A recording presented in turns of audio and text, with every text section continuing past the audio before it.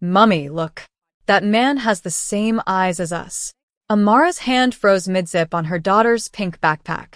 The morning air at Seoul International Academy carried the usual sounds: laughter, car doors slamming, parents exchanging pleasantries about weekend plans. But her son's voice cut through it all like a knife through silk. She turned, coffee cup trembling in her free hand. Across the pristine playground, between the climbing frames and the manicured hedge maze, stood a man who didn't belong in this world of pastel cardigans and minivans. Tom Ford suit, midnight black. Posture like a blade. 3 men flanking him in matching dark attire, earpieces visible even from this distance. J1, wait. But her 5-year-old son was already running, backpack bouncing against his shoulders, sneakers lighting up with each step. Other children scattered like startled birds. Parents stopped mid-conversation, heads swiveling. The man lowered his phone slowly. His face was all sharp angles and controlled power, the kind of face that belonged on magazine covers or wanted posters. A dragon tattoo coiled up from beneath his collar, black scales catching the morning sunlight. J1 crashed into the man's legs with the full force of childhood enthusiasm. Daddy. The word detonated across the playground. Amara's coffee cup slipped from her fingers, hot liquid splashing across her shoes. Her daughter, Sujin, looked up with those wide brown eyes that mirrored her brother's. That's Daddy, Sujin whispered. Around them, phones emerged from designer purses. Whispers rippled outward like poison in water. Mrs. Chen clutched her pearls literally. Mr. Abdullah pulled his twin daughters closer. The usual morning chaos crystallized into something far more dangerous: collective shock. The man, Minjun, though Amara had spent 5 years trying to forget his name, stood perfectly still. Only his eyes moved, dark and unreadable, traveling from the child wrapped around his legs to the woman frozen 30 feet away. One of his bodyguards leaned in, murmuring urgently. Minjun didn't acknowledge him. Amara's legs finally remembered how to function. She stumbled forward, heel catching on the edge of the sidewalk, rights herself, kept moving. Her heart was a war drum against her ribs. J1, sweetie, come here. Her voice came out strangled, too high. You made a mistake. That's not. But Mummy. Sujin grabbed her hand, tugging toward Minjun with surprising strength. You showed us his picture. You said he's our daddy who had to go away for work. The whispers became gasps. Mrs. Park, who organized the annual charity gala and knew everyone's business, actually stumbled backward into her husband. Principal Kong emerged from the main building, her usual serene expression cracking as she recognized the man in the playground. Minjun crouched down, movements controlled and predatory. Up close, Amara could see the shock flickering behind his carefully maintained mask. He studied J1's face, the slope of his nose, the sharp jaw that would emerge in a few years, the eyes that were unmistakably Minjun's own staring back at him. Hello, Minjun said, voice dangerously soft. Hello, Daddy. J1 beamed. I'm 5 now. I can read chapter books. And I'm the fastest runner in my class except for Sarah, but she's 6, so that doesn't count. Sujin joined her brother, more cautious, but equally determined. She reached up and touched the dragon tattoo where it emerged from Minjun's collar. Does it hurt? She asked. Something flickered across Minjun's face, surprise, maybe, or the ghost of tenderness. Then his gaze lifted to Amara, and every trace of softness evaporated. We need to talk. Not a request. Now. Principal Kong approached, jade bracelet clicking nervously against her wrist. She always fidgeted with that bracelet when trouble brewed. Amara had seen it during parent-teacher conferences when discussing J1's habit of climbing things he shouldn't. Mr. Kong, I'm sure we can. I'll have them back before lunch, Minjun interrupted, standing in one fluid motion. His hand closed around Amara's elbow, gentle but immovable. My car is this way. I can't just, there are procedures. I'm their father. Each word precisely enunciated. We're having a family conversation. The bodyguards moved into formation without being told, creating a human barrier between the small group and the sea of phones recording everything. Amara caught a glimpse of Mrs. Chen's screen, already typing furiously, probably to the mother's group chat. This would be everywhere by noon. Minjun guided them toward a black Mercedes parked where no cars were allowed. The kind of vehicle that cost more than most of these families earned in a year. Diplomatic plates. Windows tinted so dark they seemed to swallow light. Jae-won chattered the entire way, oblivious to the tension radiating from the adults. We live in an apartment with a balcony, and I have an ant farm, and Sujin has a hamster named Princess Sprinkles, even though I said that's a stupid name, but Mummy said I have to be nice. The car door opened. Leather interior, climate-controlled, smelling of expensive cologne, and something else. Danger, maybe. Or just money, which in this city often meant the same thing. Amara climbed in, because what else could she do? The twins scrambled between them, seatbelts clicking. The door closed with a sound like a bank vault ceiling. The driver pulled away without instruction. Seoul's morning traffic blurred past the tinted windows. Glass skyscrapers reflected clouds and sunlight. Street vendors set up food carts. A normal Tuesday, except nothing about this was normal. Minjun studied the children with the intensity of someone analyzing a business acquisition.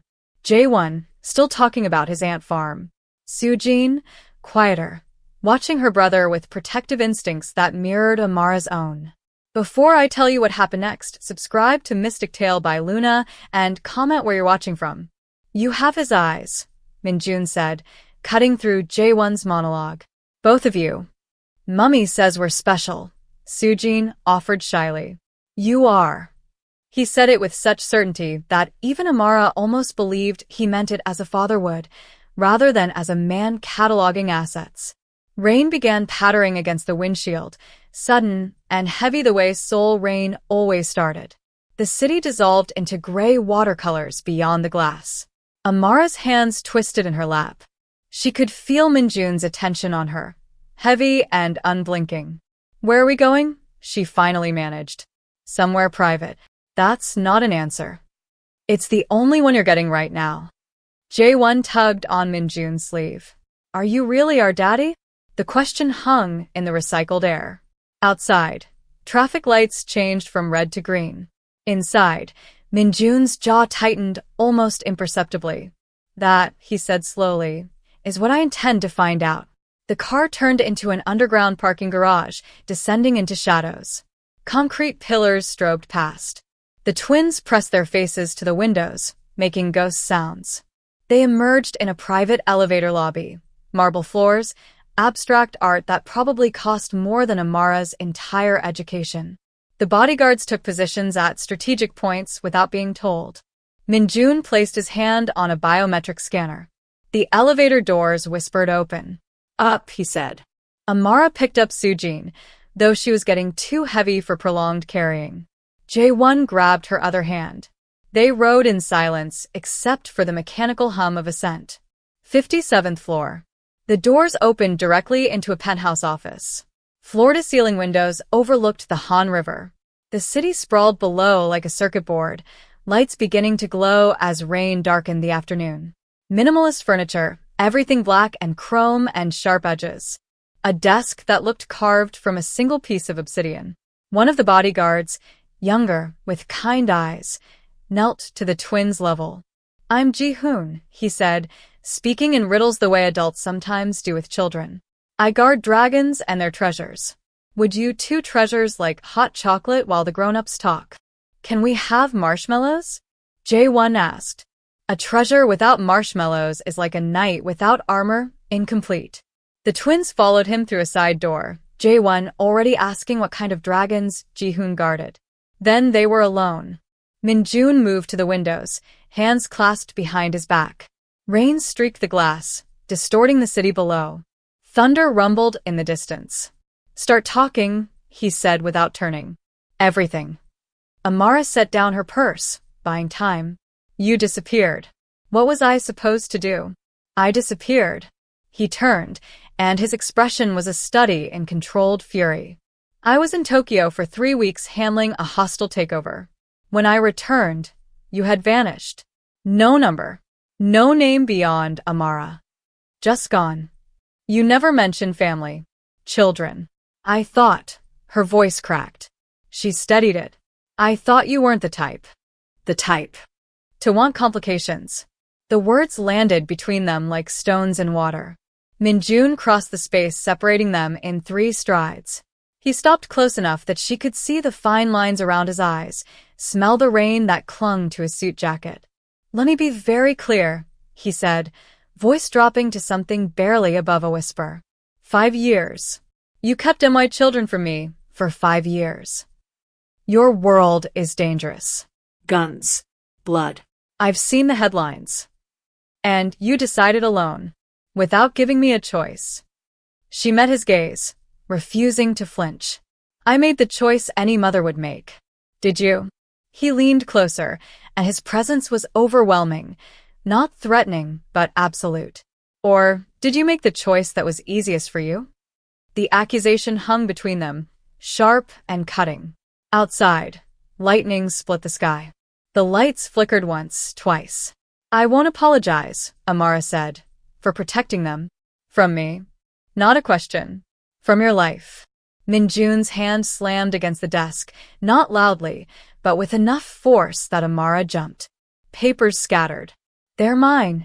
The words tore out of him. I had a right to know. Thunder crashed, so close the windows rattled. The door cracked open. Jaewon stood there, hot chocolate mustache on his upper lip, eyes wide and worried. Why is Mummy crying? Both adults froze. Amara hadn't realized tears were sliding down her cheeks until her son pointed them out. She wiped them quickly, but the damage was done. Minjun's entire demeanor shifted. He knelt smoothly to Jaewon's level, the fury evaporating into something almost gentle. Adults sometimes disagree, he said carefully. It doesn't mean we don't care about each other. Or about you. Sujin appeared beside her brother, assessing the situation with an old soul's wisdom. She walked directly to Minjun and touched his face, small hand against his cheek. You're sad, she declared. Sometimes grown-ups are sad, Minjun admitted. Princess Sprinkles gets sad when her water bottle is empty. We fill it up and she's happy again. Sujin nodded sagely. You should try that. Despite everything, Amara felt a laugh bubble up. Hysterical, inappropriate, but genuine. Minjun's lips twitched. Almost a smile. Jaewon circled his father like a curious puppy. Ji-hoon says you guard dragons. Are there real dragons? Can I see one? Do you have a sword? No real dragons. But I do have something interesting to show you. He rolled up his sleeve, revealing the full dragon tattoo that coiled from wrist to shoulder. The twins gasped in unison. Whoa, Jaewon breathed. Did it hurt? Sujin asked again, more insistent this time. Minjun considered the question seriously. Not anymore. He showed them how the dragon's tail wrapped around his wrist, how the scales were each individually shaded, how the eyes seemed to follow you if you moved. The twins were entranced. Amara watched dangerous Mafia Lord Minjun transform before her eyes into something she'd never imagined, a father. When the twins finally returned to their hot chocolate, Minjun stood slowly. He looked at Amara, and something in his expression had shifted. We'll do a test, he said quietly. DNA. To confirm. You don't believe me? I believe my eyes. But I need certainty. Amara nodded. Fine. And after? His gaze pinned her. After we have proof? She had no answer for that. Minjun stepped closer again, but this time there was no fury. Only intensity. I already know the truth, he said, voice pitched for her ears alone. I can see it in every gesture they make, every expression. But you need to understand something. He leaned in, close enough that his breath stirred her hair. You've kept them from me for 5 years. You have no idea what you've just unleashed. The results will take 3 days. Dr. Han pressed the cotton swab against Jaewon's cheek, then sealed it in a sterile tube. The laboratory smelled of antiseptic and expensive discretion, the kind of place where billionaires and criminals verified paternity away from prying eyes. Minjun stood by the window, arms crossed. He hadn't spoken since they arrived 20 minutes ago. Sujin swung her legs from the examination chair. Will it tell you we're related? It will tell us the truth, Dr. Han said, labeling the samples with practiced efficiency. His hands never shook, even though Amara had caught him glancing nervously at Minjun's bodyguards posted outside. Jae-won tugged Amara's sleeve. Can we get ice cream after? Maybe. That means yes. He pumped his fist. Minjun finally turned from the window. They can have whatever they want. His tone suggested he wasn't just talking about ice cream. The ride back was quieter. Jae-won fell asleep against Amara's shoulder, exhausted from the morning's excitement.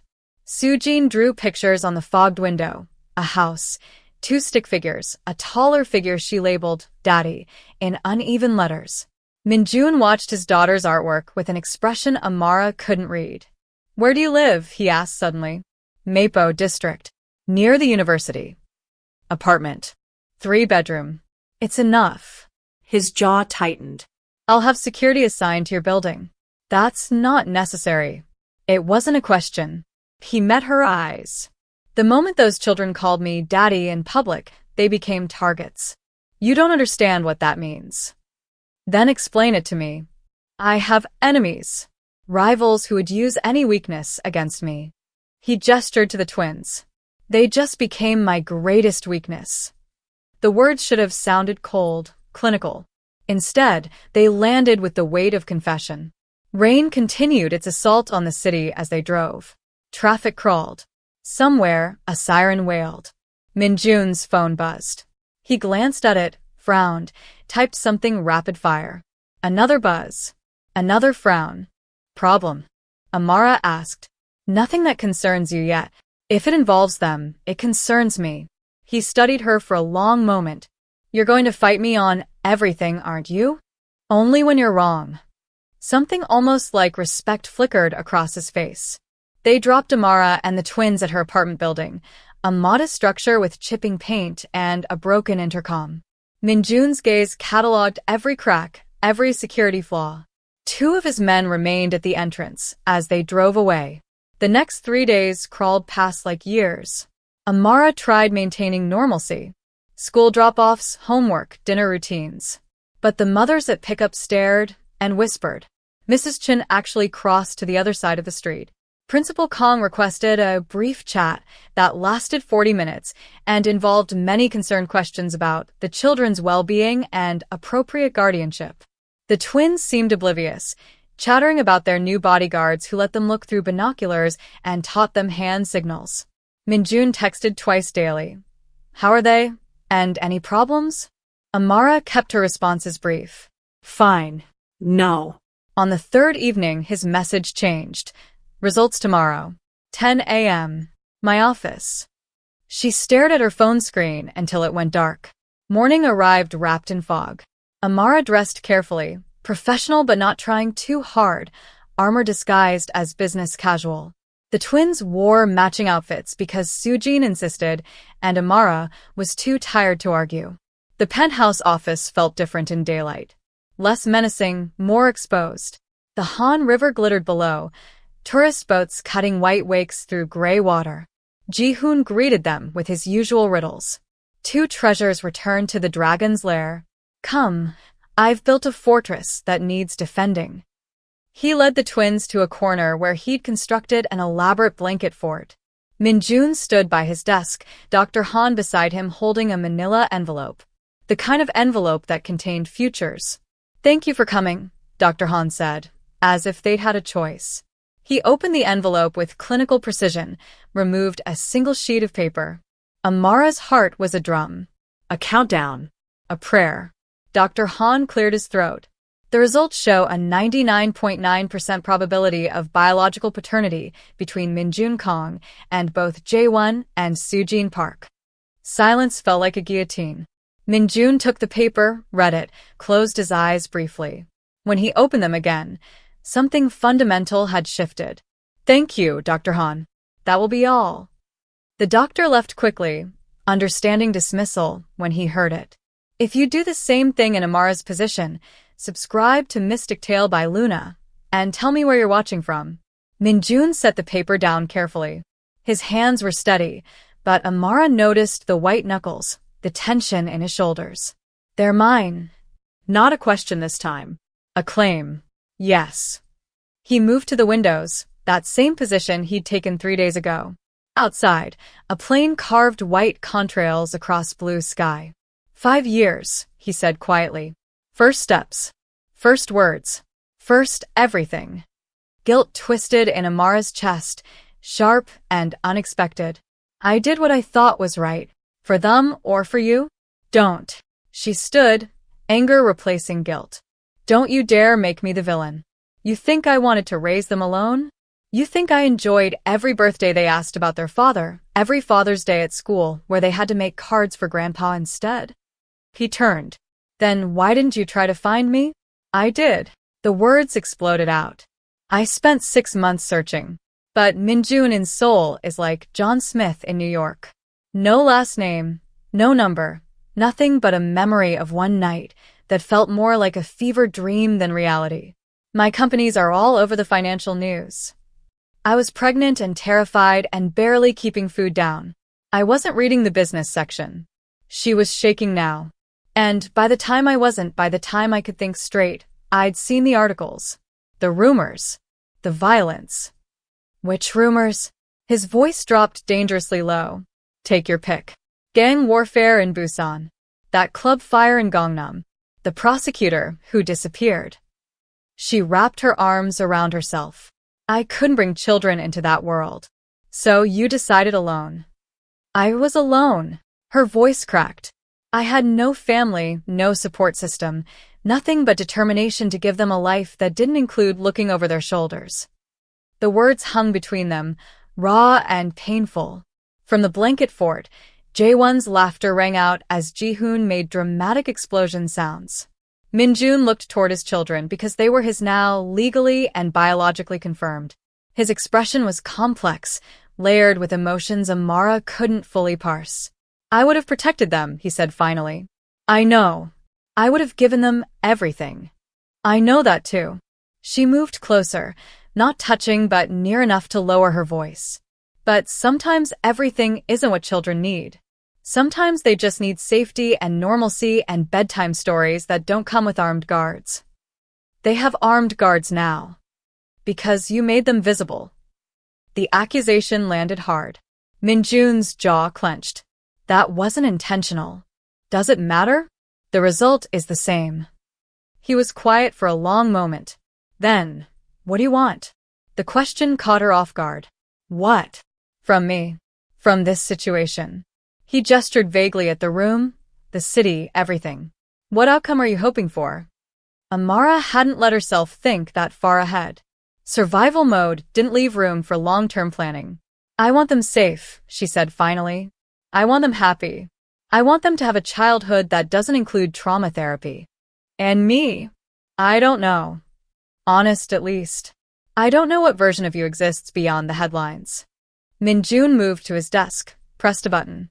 A section of wall slid back, revealing a hidden room. Come. Amara hesitated, then followed. The room was smaller, warmer. Photographs covered one wall. Family pictures, candid shots, frozen moments of life before. A young Minjun with an older couple, probably his parents. The same couple with a little girl, maybe 5 years old. My sister, Minjun said, touching the frame gently. Jiwon. She died when I was 19. Leukemia. I'm sorry. My parents followed within 2 years. Father's heart gave out. Mother just stopped. Grief, the doctors said, but I think she chose to leave. He turned to face Amara. I built this empire from nothing because I had nothing left to lose. And yes, I made choices I'm not proud of. Crossed lines. Became someone I swore I wouldn't. His fingers traced the edge of another photo, a different time, a softer version of himself. But I never stopped wanting what I lost. Family. Connection. Something real beyond money and power. He looked at her directly. Then I met you at that gala. You spilled champagne on a councilman and laughed instead of apologizing. You were real. Unfiltered. And for one night, I remembered what it felt like to be human instead of a weapon. Amara's throat tightened. She remembered that night too. The way he'd caught her when she stumbled, the rooftop garden where they talked until dawn, the way the sunrise had painted everything gold. And when you vanished, Minjun continued, I told myself it was better, safer for you. I went back to being what I was built to be. What changed? They called me Daddy. Simple words, devastating impact. And suddenly, everything I built felt worthless compared to something I didn't even know existed. A crash from the main office, the blanket fort collapsing amid shrieks and giggles. Both parents rushed out. The twins were fine, laughing, Jihoon buried under a mountain of pillows. We defeated the dragon, Jae-won declared. Jihoon emerged, hair mussed playing along. Alas, the treasures have won this battle. Sujin noticed her parents' expressions. Are you still fighting? No, baby, Amara said. Then why do you both look sad? Children saw too much, understood too little, and too much simultaneously. Minjun knelt between his children.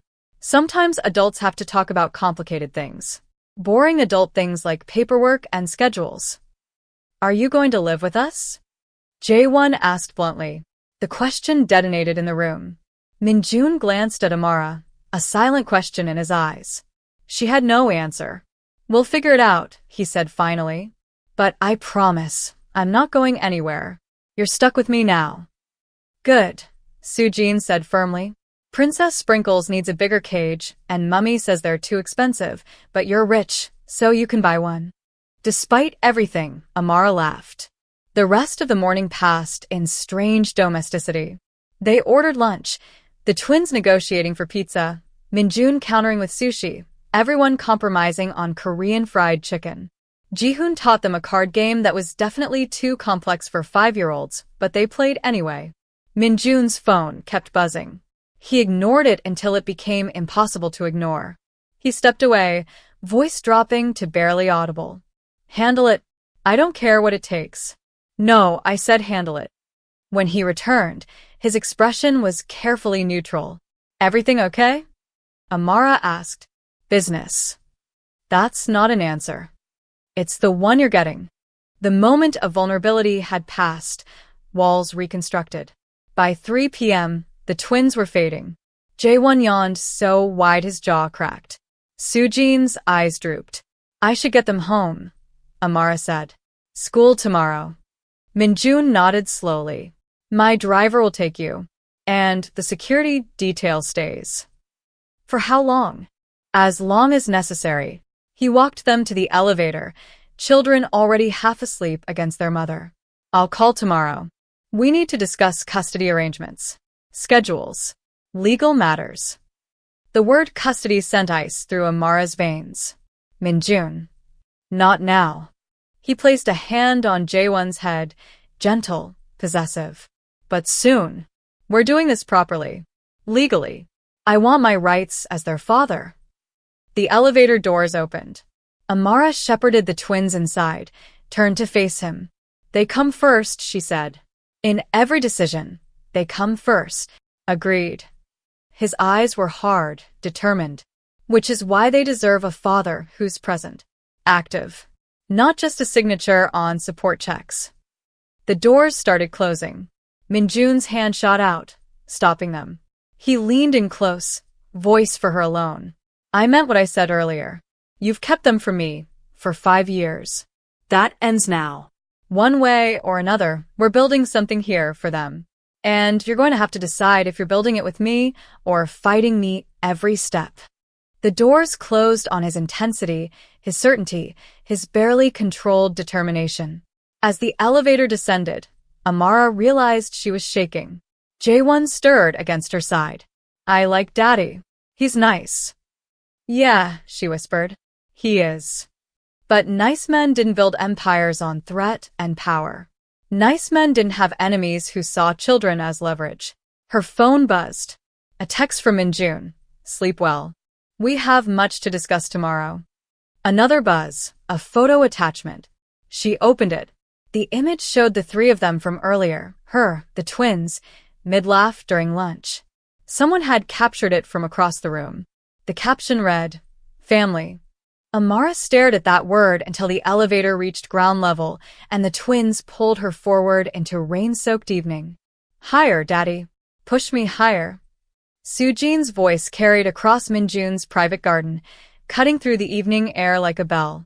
Cherry blossoms drifted past on a warm breeze, petals catching in her dark hair as the swing arced upward. Minjun stood behind her, hands steady on the swing's chains. Each push was measured, controlled, the same precision he applied to business deals now redirected toward making his daughter laugh. Amara watched from the veranda, coffee cooling in her hands. 3 weeks had passed since the DNA results. 3 weeks of negotiated schedules, awkward handoffs, and slowly dissolving boundaries. The estate sprawled before her, modern architecture meeting traditional Korean design, all clean lines and natural materials. A koi pond reflected the sunset. The garden continued beyond what she could see, probably acres of perfectly maintained landscape. This was Minjun's world. And somehow, incrementally, it was becoming theirs too. Mummy watch. Jae-won called from the grass, where he practiced the taekwondo stance Minjun had taught him.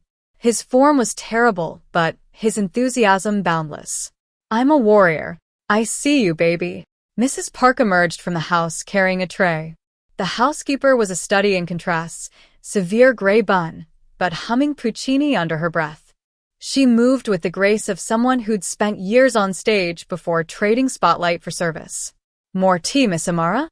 Her voice carried operatic warmth even in casual conversation. Thank you. Mrs. Park poured, still humming. The children bring life to this place. Mr. Kong smiles now. Small miracle that. Does he smile so rarely? Before you? I counted 3 times in 2 years of employment. Now. She gestured toward the garden where Minjun had abandoned the swing to referee an impromptu martial arts demonstration. I've lost count this week alone. The housekeeper departed in a swirl of lavender perfume and Tosca. Amara sipped her tea, watched Minjun crouch to adjust Jae-won's stance. Patient, focused, present. The dangerous Mafia lord disappeared when he was with them, replaced by something softer. Almost normal. Your stance is better, Minjun said, repositioning Jae-won's feet. But remember, power comes from here. He tapped his son's core. Not from muscle, from center. Like this?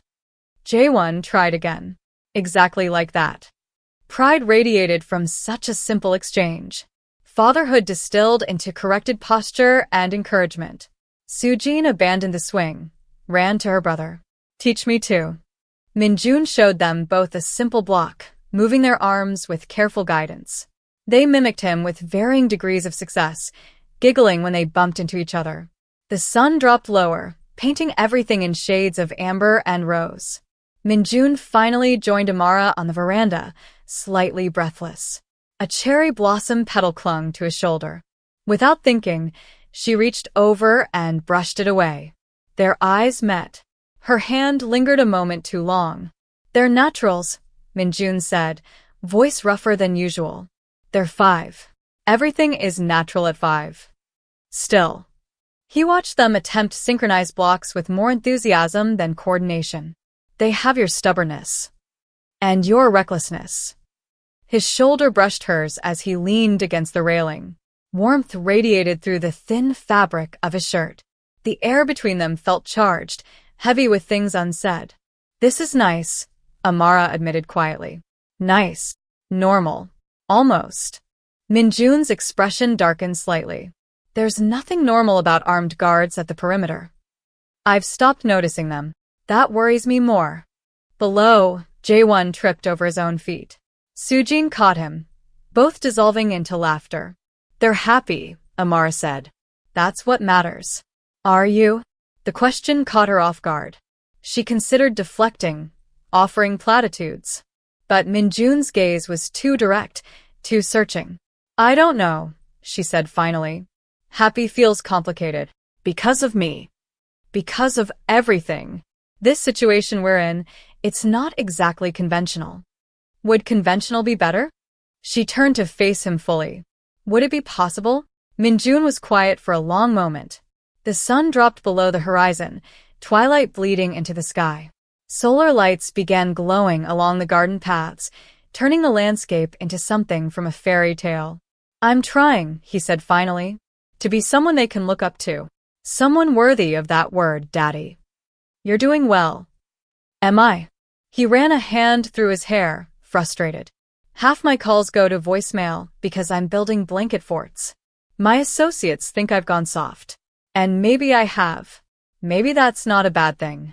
It's not. His eyes found hers again. And you? What do you think? I think you're more than headlines and rumors. That's not an answer. It's the beginning of one. Something shifted in his expression. Hope, maybe, or hunger barely restrained. Mrs. Park's voice drifted from inside. Dinner in 20 minutes. Come wash hands, little warriors. The twins groaned but complied, racing toward the house. Their laughter echoed off stone and glass. Alone now, the air felt different. Charged. Min-jun moved closer. Can I ask you something? Yes. That night. 5 years ago. His voice dropped. Do you ever think about it? Amara's breath caught. Sometimes. Sometimes. He said it like he was tasting the word. I think about it constantly. The way you looked in moonlight. How you laughed when I said something ridiculous about champagne and philosophy. The taste of your mouth when… Min-jun. A warning, or maybe a plea. He stopped, but didn't retreat. I need to know if I'm alone in this. In what? Wanting more than co-parenting schedules and polite conversations. Her heart hammered against her ribs. This was dangerous territory, the kind that led to complications they couldn't afford. But she also couldn't lie. You're not alone. The confession hung between them like a bridge, fragile and necessary. Min-jun reached up, tucked a strand of hair behind her ear. His fingers lingered against her cheek. She leaned into the touch without meaning to, drawn by gravity. She couldn't fight. Then maybe, he said softly, we stop pretending this is just about them. Before she could respond, Jaewon's voice shattered the moment. Mummy. Daddy. Mrs. Park made your favorite. They stepped apart, the spell broken but not forgotten. Dinner was chaos in the best way. The twins chattered nonstop, telling elaborate stories about school and friends and playground politics. Mrs. Park served course after course, humming arias between trips to the kitchen. Min-jun caught Amara's eye across the table more than once. Each glance carried weight, promise, danger. After dinner, they moved to the media room. The twins picked an animated film about dragons, appropriate, given Min-jun's tattoo. They settled on either side of him on the massive sectional, already drowsy from full stomachs and fresh air. Amara took the opposite end, giving them space but unable to look away. 20 minutes in, Sujin was asleep against Min-jun's shoulder. Jaewon lasted another 10 before surrendering. Min-jun looked at his sleeping children with such tenderness that Amara's chest ached. Have you ever felt torn between protecting someone and letting them in? Comment your experience and where you're watching from. I'll help you put them in the car, he whispered. They're comfortable. Let them sleep. Amara. Please. She moved closer, careful not to wake them. Let's just have this. One normal evening. So they stayed. The movie played on, dragons soaring across the screen. The twins breathed softly in synchronized rhythm. Outside, night deepened into true dark. Min-jun's free arm extended along the back of the couch. An invitation, subtle but clear. Amara considered the distance between them, the risks, the inevitable complications. Then she crossed that space and settled against his side. His arm came around her immediately, solid and warm. She felt his chest rise and fall, heard his heartbeat against her ear. This is dangerous, she murmured. Everything worth having is. They stayed like that as the movie ended, and another began automatically.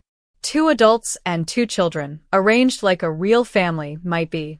Like stars that collided once and created something beautiful, only to drift apart into separate galaxies, until gravity finally pulled them back into orbit. Eventually, inevitably, Amara dozed off too. She woke to Min-jun's voice, low and urgent. His phone pressed to his ear, body tense. When? Pause. How many? Another pause. Increase perimeter security. Now. Amara sat up, disoriented. The twins still slept. The TV cast flickering blue light across the room. What's wrong? Minjun ended the call, expression grim. Nothing you need to worry about. Don't do that. Don't shut me out. He looked at her for a long moment, clearly weighing options. Finally, someone's been asking questions. About you. About the children. Ice flooded her veins. What kind of questions? The kind that suggest interest beyond curiosity. Your enemies. Potentially. He stood, paced to the window.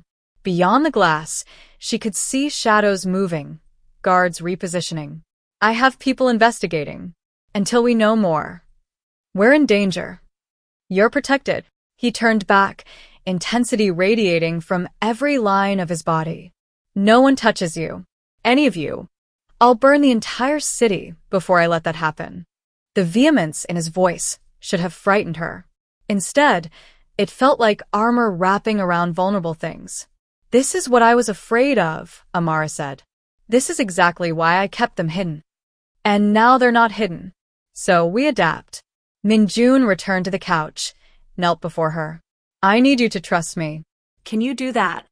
She looked at this man who is equal parts danger and devotion, who fought for control in every aspect of his life except when his children laughed. I'm trying. That's enough. He touched her face again, thumb tracing her cheekbone. For now, that's enough. A guard appeared in the doorway, not Jihoon, someone new. Military bearing, communicating through sharp hand signals. Tae-won, she remembered. Ex-Special Forces, more comfortable with gestures than words. Minjun nodded understanding. Tae-won disappeared. What did he say? Perimeter secure. No immediate threats. Minjun checked his watch. It's late. You should stay here tonight. The guest rooms are prepared. I should get them home. Amara. He took her hands, squeezed gently. Please. Just for tonight. Let me keep you all safe under one roof. She thought about her apartment with its chipping paint and broken intercom, about the exposure of leaving this fortress, about how the twins would be thrilled to wake up here. Okay. Relief flickered across his face. Thank you. He carried Jae-won upstairs while she managed Sujin. The guest wing was immaculate, 2 adjoining bedrooms with a shared bathroom, everything soft and child-friendly despite the obvious expense. They tucked the twins in, 1 per bed. Both children barely stirred. In the hallway, dim lighting cast intimate shadows. Your room is across the hall, Minjun said. If you need anything. I know where to find you. The air between them crackled again, that same magnetic pull from earlier. Good night, Amara. Good night. Neither moved. Then Minjun leaned in, pressed a soft kiss to her forehead. Chaste, tender, devastating in its restraint. He pulled back, eyes dark with want and discipline. Sleep well. He walked away before she could respond, disappearing into shadows at the hall's end. Amara stood there, fingers touching the spot he'd kissed, heart racing. From Sujin's room, a small voice. Mummy? She entered. Her daughter was sitting up, rubbing her eyes. Can we stay here forever? Amara sat on the bed's edge, smooth hair from Sujin's face. Why do you ask that? Because Daddy's here. And you smile more when Daddy's here. And I like when you smile. Children saw everything, understood more than adults gave them credit for. Go back to sleep, baby. But can we? Stay. Amara thought about danger and security and the way Minjun looked at her like she was both question and answer. We'll see, she whispered. Sujin smiled, satisfied, and settled back into pillows. Across the hall, through walls and distance, Amara felt Minjun's presence, like heat from a fire. They were playing with something combustible, and neither of them seemed capable of stopping. Daddy, why are all the lights off? Jae-won's question cut through the darkness, like a blade. One moment they'd been playing chess in the library, Minjun teaching his son about strategy, patience, sacrifice. The next, every light in the estate died simultaneously. Emergency systems should have kicked in immediately. They hadn't. Minjun was already moving, scooping Jae-won into his arms. Stay quiet. Where's your sister? With Mummy in the garden. His jaw clenched. He pressed a button on his watch, silent alarm to his security team. Reached for his phone. Dead. Not just off, completely unresponsive. EMP pulse. Someone had just killed all electronics within range. Professional. Coordinated. Lethal intent. Listen carefully, Minjun said, voice low and calm despite the adrenaline flooding his system. We're playing a game. The quiet game. Can you be very, very quiet? Jaewon nodded against his shoulder, already picking up on the tension. Minjun moved through familiar darkness toward the panic room. 20 steps, turn left, biometric lock. Except biometric locks required power. He felt for the manual override, fingers finding the hidden lever. The door clicked open. Reinforced steel, supplies for days, landline that ran on separate power. Inside. Now. He set Jaewon down just as glass shattered somewhere below. Not an accident. Forced entry. Stay here. Don't open this door for anyone but me or Mummy. But anyone else tries to come in, you use this. Minjun pressed a panic button into his son's palm. Mechanical, no electronics to fail. Press hard. Help will come. Tears gleamed in Jaewon's eyes, but he nodded, brave and terrified. Minjun sealed the door, heard the bolts slide home. His son was safe. Now for his daughter and the woman who'd become infinitely more than the mother of his children. He moved through darkness like a ghost, years of training overriding civilized veneer. The dragon tattoo on his arm seemed to pulse with each heartbeat, reminder of who he'd been before responsibility softened edges. Outside, voices. Professional silence broken by hand signals he couldn't see but could imagine. They were sweeping the grounds methodically, looking for leverage, looking for his family. Minjun reached the weapons cache hidden behind a false panel, grabbed a knife. Guns were too loud, would draw them faster. Slid it into his belt. The garden was visible through floor-to-ceiling windows. Emergency moonlight painted everything in silver and shadow. He saw Amara first, crouched behind the koi pond with Sujin pressed against her chest. His daughter's face buried in her mother's shoulder, small bodies shaking. 3 men approached from different angles, military precision in their movements. Black tactical gear, faces covered. One spoke into a radio, likely analog backup, immune to EMP. Minjun's blood turned to ice and fire simultaneously. He moved. First man never saw him coming. Knife found the gap between helmet and vest, quick and efficient. The body dropped silently. Minjun caught him, lowered him without sound. Second man turned at peripheral movement. Too late. Minjun swept his legs, followed him down, hand over mouth to muffle sound. Pressure point, unconscious in seconds. Third man spotted him, raised a weapon. Don't move or the woman dies. Minjun froze. Tactical assessment. Distance too far to close before trigger pull. Trajectory would hit Amara or Sujin. Unacceptable losses. He raised his hand slowly. The man spoke into his radio. Package located. 3 targets secured. More footsteps approaching. 4 additional men emerging from shadows. Minjun calculated odds and found them wanting. Then Mrs. Park stepped from the house. The housekeeper no longer hummed opera. Her gray bun remained immaculate, but her bearing had shifted entirely. Military posture, cold assessment in her eyes. In her hands, a modified shotgun she clearly knew how to use. Gentlemen, she said pleasantly, I suggest reconsidering your evening plans. She fired. Salt rounds, non-lethal but devastating at close range. The nearest man went down screaming. She racked another shell with practiced ease. I trained with the 707th Special Mission Group before my knees went bad. Shall we test if my aim followed suit? Chaos erupted.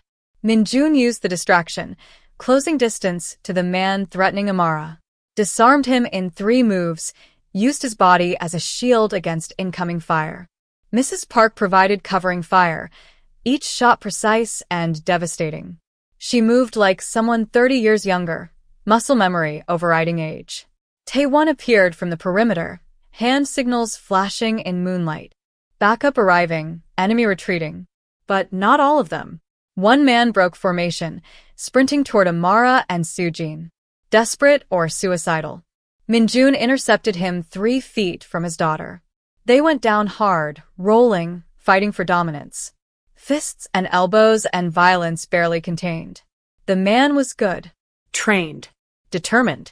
Minjun was a father protecting his child. No contest.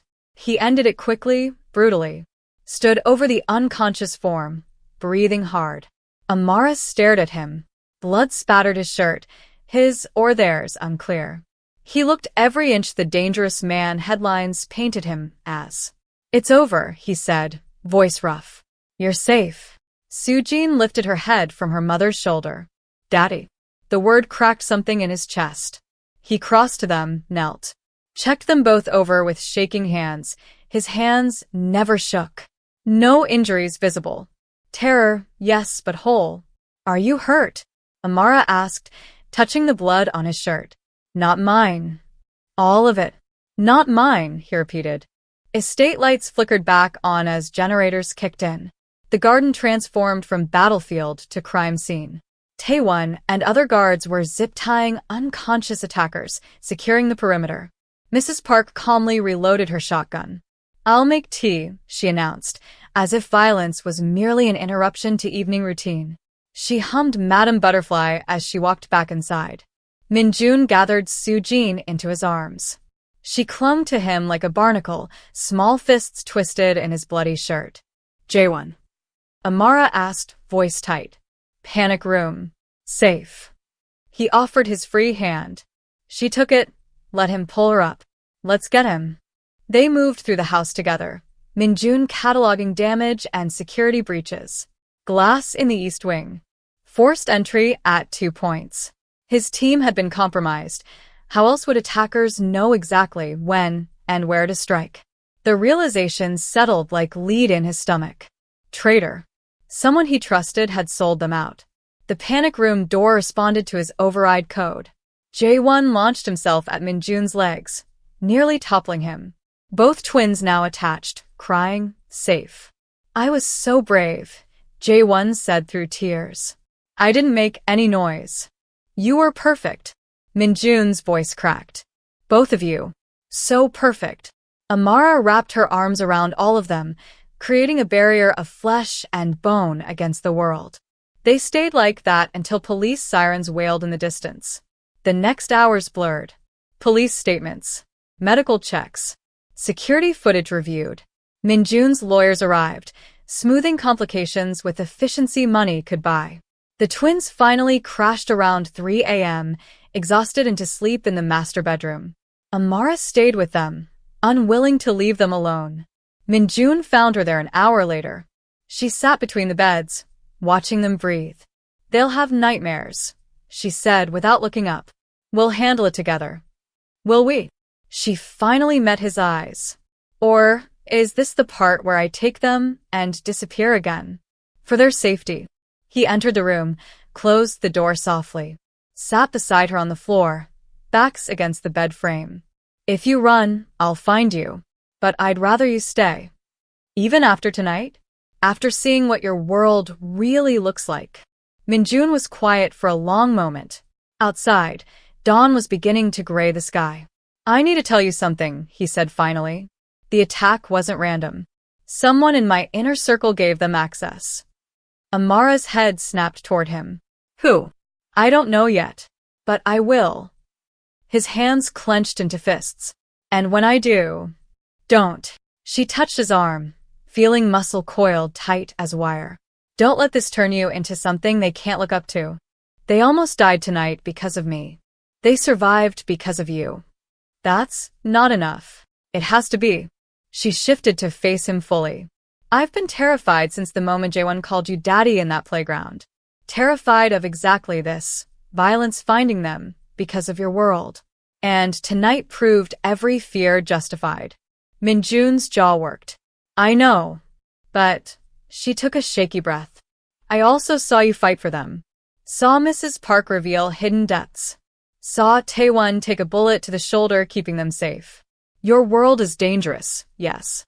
But it's also full of people who die before letting harm touch these children. Where are you going with this? I'm saying maybe I've been wrong. Maybe running isn't the answer. Maybe the answer is staying and building something stronger than fear. Hope flickered in his eyes, dangerous and desperate. You're sure? No. Honest always. But I'm willing to try. For them. She hesitated. For us. Minjun pulled her close, forehead pressing against hers. I'll do better. Be better.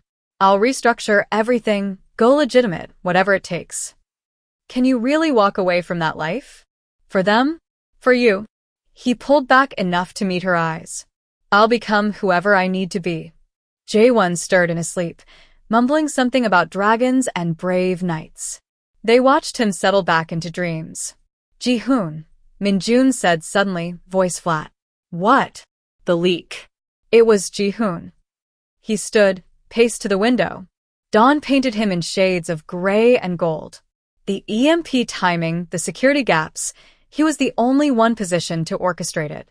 And he wasn't on the property during the attack. Betrayal tasted like ash.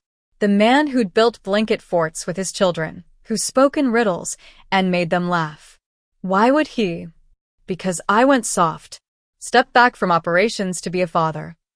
Minjun's reflection in the glass looked carved from stone. The syndicate sees family as weakness. Ji-hoon was sent to prove it. What will you do? He turned, and in that moment she saw the man beneath the father. The one who built empires and broke enemies. What needs to be done? The words hung heavy, final. Before Amara could respond, Sujin sat up abruptly. Mummy, right here, baby. I had a bad dream. Her lip trembled. Bad men came and Daddy was hurt and… Minjun was beside her instantly, gathering her close. Just a dream. I'm right here. No one's hurt. Promise. Promise. Jaewon woke too, drawn by his sister's distress. Soon both twins were wedged between their parents, seeking comfort in proximity. Tell us a story, Jaewon demanded. About the dragon. Minjun glanced at Amara. She nodded. So he told them a story, about a dragon who'd forgotten how to be gentle, who hoarded gold and power instead of love. Until one day, two small knights appeared and reminded him what really mattered. The dragon realized treasure meant nothing if he had no one to share it with, Minjun said softly. So he left his cave and built a new home. One filled with laughter instead of gold. With family instead of fear. Did he live happily ever after? Sujin asked around a yawn. He's working on it. Both children dozed off again, safe between their parents. Amara met Minjun's eyes across their sleeping forms. So much unsaid, but understanding passed between them. They'd orbited each other for years. Two stars whose paths crossed once and created something extraordinary. Then circumstance and fear pulled them apart into separate galaxies. But gravity was patient. Inevitable. And now, finally, they'd found their shared center. Minjun reached across the children, found Amara's hand, laced their fingers together. Stay, he whispered. Not a demand. A plea. Amara looked at their intertwined hands, at their sleeping children, at this man who'd fought through darkness to keep them safe. Okay, she said. We'll stay. Relief transformed his face. He brought her knuckles to his lips, kissed each one with reverence. Dawn broke fully, sunlight streaming through windows. A new day beginning. Outside, Taewon stood guard despite his injury. Mrs. Park hummed while making breakfast, shotgun within reach. The estate showed signs of violence but also survival. They'd weathered the storm. More would come, they always did. Ji-hoon would need handling. Restructuring the organization would create enemies. Building legitimacy from criminal empire would be neither quick nor simple.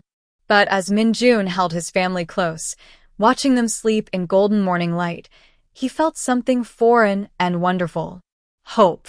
A knock at the door. Taewon entered, hand signals flashing. Package delivered, marked urgent. Minjun carefully extracted himself, kissed each child's forehead, met Amara's questioning gaze. I'll be right back. Downstairs, an envelope waited.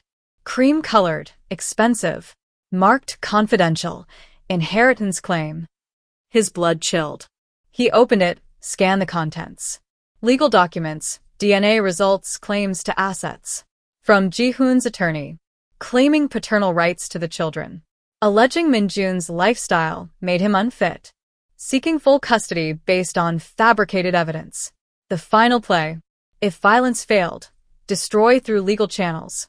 Min-jun's hands trembled, not from fear, but rage barely contained. He looked up at the ceiling, knowing his family slept above. Knowing what this fight would cost. But also knowing there was no universe where he surrendered. Get me my lawyers, he told Taewon. All of them. And find Ji-hoon. I don't care where he's hiding. His fingers traced the dragon tattoo on his arm. Reminder of who he'd been. Warning of who he could become again. For them, he'd be anything. Even a monster.